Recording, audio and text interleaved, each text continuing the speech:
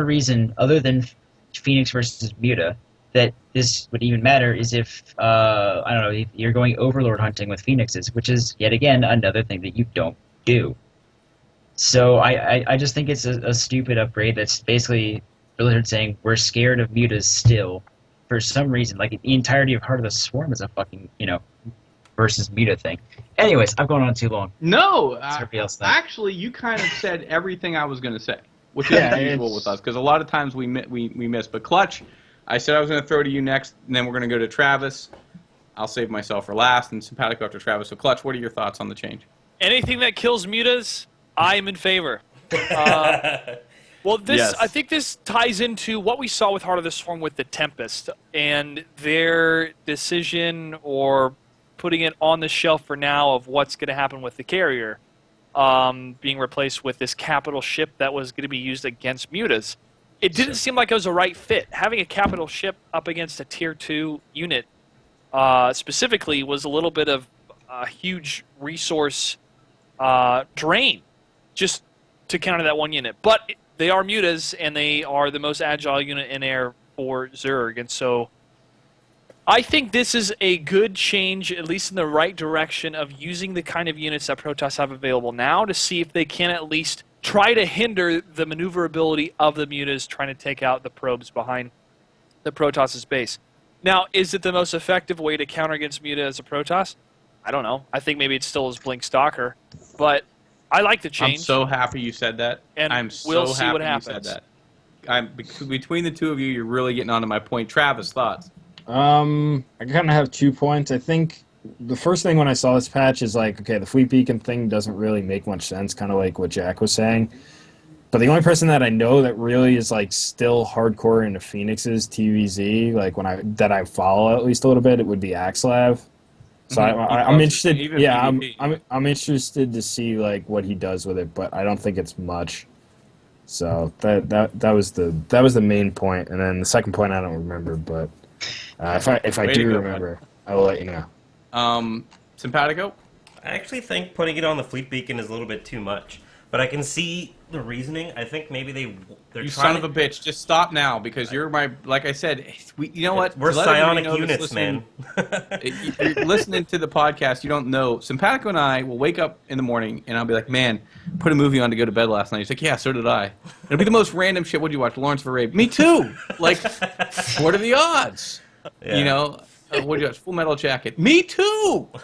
What are the odds? Like. Woke up. What did you have for breakfast? Well, 2 eggs and 2 pieces of bacon, 2 pieces of toast. Me too. Was it Winnie toast? Of course. So now, of course, we're gonna have the same opinion on this. Yeah. Go ahead. So you think the Fleet Beacon's a little ridiculous? I think it's too much to get that upgrade. I wish it would be like lower, but I can see kind of why. I think it's just they want you to make the Fleet Beacon, so maybe you'll make carriers. I don't know. Yeah, you're stealing my thunder, buddy. Okay, sorry. That's my exact point. I think that. But this is I actually just why not just give them the range, man? Like mutas are so friggin' strong. Like seeing who was it against Hero on Tal'Darim, and it was just like, oh yeah, oh my god! Like Hero would try to leave his base and just like, nope, your probe line's gone.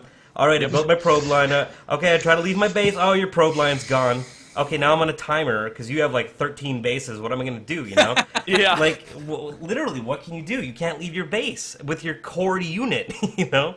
So, you know, I understand it because throwing up that many cannons is ridiculous. It's just because they'll just come and one-shot them anyway when they get to that kind of number, right? It's the same thing with missile turrets. It's like, right, there's just no point at that stage. So I can see Phoenix is doing really well against them, and I like that because like seeing a Muta versus Phoenix battle is so entertaining. I love it. It's so tense. It's on a razor's edge the entire time. As a viewer, I love Phoenix versus Muta. So I hope Phoenix with this, hopefully people will get it and popularize it. Because Phoenixes are a great harass unit too. Igrok, you mentioned Overlord hunting. You get Phoenixes into an Overlord farm, that is brutal. It can really, really pull back a Zerg. And harass a mineral line as well. So I really hope the Phoenix becomes a lot more popular. Okay, I think you hit the nail on the head because that was my thought. The first second I saw it was Fleet Beacon. In the talk lately, you have to read between the lines with Blizzard. First they said, no, mutas against Protoss weren't popular. Until what? Heart of the Swarm, they said, oh, we have a new unit, and the reason we're bringing this out is to help Protoss against Mutas. So every Zerg went, wait a second. I'm not a genius, but I'm a thinker. And I wasn't aware that they needed help against Mutas.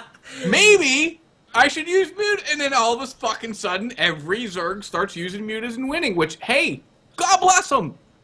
God bless them. I would have done the same thing.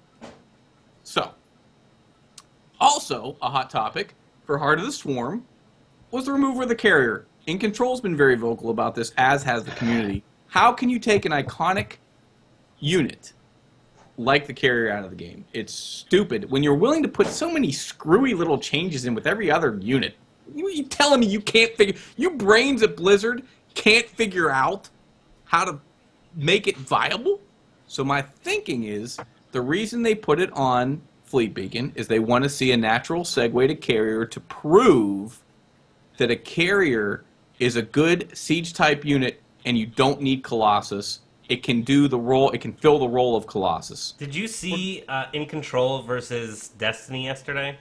I missed it because we had MLG had. Oh right. I was watching this and Korean finals. In Control busts out some carriers, man. Late game, he's pretty dominated. He dominated that game pretty well. Those fucking carriers died in like 8 seconds after spawning. And he had most of his army there too. Like, it was a joke, man. Well, they all got neural parasited and then all got killed. It was a joke. Like, I was like, oh, carriers suck. Like, yeah, I mean, they do. I mean, I actually think, but I kind of feel, I agree though, Simpatico. I think that if you read between the lines here, this is definitely a play at making carriers at some point. If they would just change the carrier back to where the interceptors didn't go back in as soon as the carrier moves. Like, yes, if they would now just it's more do that, micro-intensive. if one tiny little change. Well, then again, try and micro a promise. battlecruiser or a Thor. We don't really have very viable tier 3 units either. You know what I mean? So I don't think tier 3 is meant to be on its own. Hold it though. Hold it. Thor fills a role.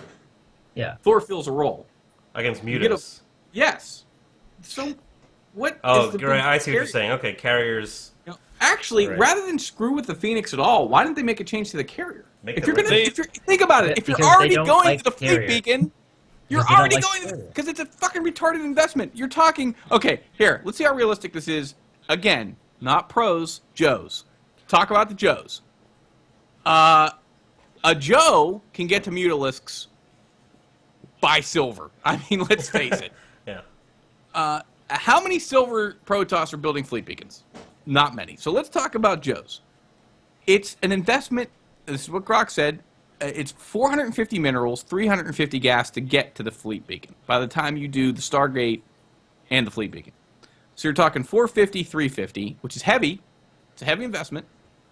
And then what do you do with it? Now you have to pay for another upgrade, which we don't know the cost yet, for Phoenix. What? Like, that's this is not helping against the Joes either. How's this helping against the Joes? 100. So. Oh, it's going to be 100-100? So it's still 550, that's just a guess, but that's the same. Guess, you know what? It would make sense. That's the same as observer speed. Like, if you want to upgrade observer speed, it's 100-100 out of the bay, I think. So, but still, you see what I'm saying? Like, all of that money. I just scouted. He's got tons of gas. He's got a Spire. Fuck. I got to get to. By the time you get to Fleet Beacon. Exactly. He's already got probes left. This unit's in your shit, son. Yeah. Well, they're thinking about adding an upgrade to the carriers on the Fleet Beacon. I think it's going to be a 250 upgrade. And instead of launching interceptors, the carrier will launch pandas. It'll launch. It'll got inside info from Blizzard, and he comes with this panda bullshit. Well, the next time I talk to David Kim, I'll suggest it. He'd be like, we'll look into that. Yeah, you got to get straight to the top. You got to talk to Morhaime. Talk to Mike Morhaime. He'll come down and be like, look, I just had the best idea ever. We're putting pandas in Stark 2. Morhaime. Whatever. Croc's like, whatever. Croc's on a first-name basis. Like, yo, Mike! Yo, Mikey! Yeah. I got a guy, okay? But overall, I was thinking about when StarCraft 2 was released, this game is a year and a half old, and Blizzard is still involved in doing all these adjustments. What other game do you guys know of that the producer, the developer, is still doing that. I can't think That of very doesn't many. have a monthly cost. Isn't this the Yeah, it newest doesn't have a game monthly they've cost. released? What? Isn't this the newest game Blizzard's released? Yep. Yeah. So they have to, like... Well, no. Not Burning Crusade, but Oh, yeah. Cataclysm? Cataclysm. Yeah, Cataclysm was Cataclysm is before new game, StarCraft, but- wasn't it? Was it? I think so. No, Yeah. I no. think it was after. Cataclysm was in December. Oh, you're right, because I stopped playing StarCraft for a bit and played Cataclysm. And I was like, oh, this is awful, I need something competitive. Yeah. But it's so great that they're still involved. But obviously, look at the community. Mm. Look at the community. This is the biggest gaming community out there, and especially a community where a lot of people, I wouldn't say the majority, but a lot of people don't even play the game, Yeah. but they enjoy watching. Right. Yeah, no, I mean, it's perfectly viable for a lot of people to get into StarCraft, start playing another game, set StarCraft aside, but still watch it. And I think the whole trying to make StarCraft 2 a casual game is going to go out the window once Diablo 3 comes out, because all the casual gamers will say, I want to go kill demons. I don't want to get stomped in a... I don't think so, because I think Blizzard's going to try to market Diablo 3 as their competitive hardcore game. I don't know this from Which is anything. ironic you say that think it's because gonna they happen. don't. It's ironic because they said that they have no intention of Yeah, balancing. we had that conversation in Orlando. Yeah. Yeah, I mean, they don't want to come Yeah. out and support it as an esport. They know it's a fucking headache, but they might have to. Is the weird spinoff? Because Yeah, but they're honestly, like, I don't want to like make any enemies or anything, but a lot of the stuff they do, I'm just kind of like, what? Do you even follow like what's going on here? I would love an in-depth look at the Blizzard office.